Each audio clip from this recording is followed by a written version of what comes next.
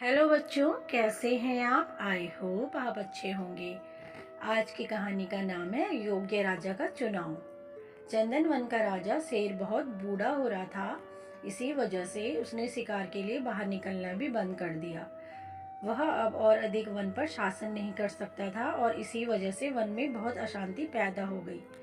शेर ने एक दिन सभी जानवरों को बुलाकर कहा कि तुम जाकर सभी जानवरों में से एक को राजा चुन लो जो जंगल की व्यवस्था को देख सके, ताकि सब पहले जैसा हो जाए। क्योंकि मैं अब बूढ़ा हो गया हूँ, इसलिए और अधिक राज्य नहीं कर सकता।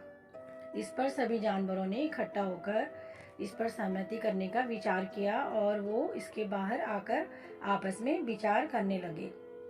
समस्या यह हो गई कि सभी जानवर खुद को राजा बनने के योग्य मान रहे थे, तो इस पर सभी के अपने अपने मतभेद भी थे।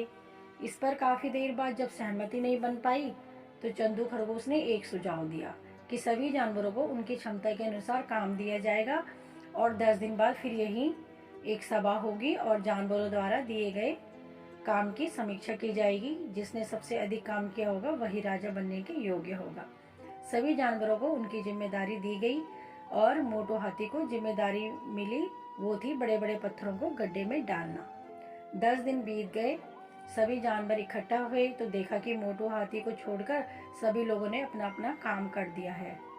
तो वो लोग फिर दुविधा में हो गए कि ऐसे में पक्षीराज गरुड़ ने मतदान करने की सलाह दी, तो सब इसके लिए राजी हो गए।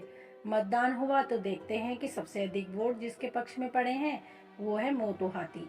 सबको बड़ी हैरानी हुई। एक चिड़िया ने आकर सबकी उलझन दूर की।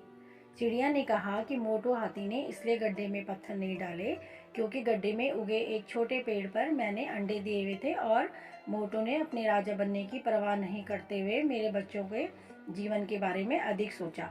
इसलिए गरुड़ ने मतदान का सुझाव दिया, क्योंकि जो अपनी नहीं सोचकर दूसरों के बारे में अधिक सोचता है वही राजा बनने के योग्य है।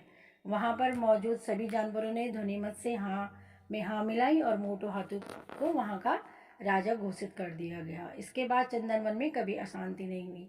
तो बच्चों, इस कहानी से हमें यह सीख मिलती है, हमें एक दूसरों के बारे में भी सोचना चाहिए।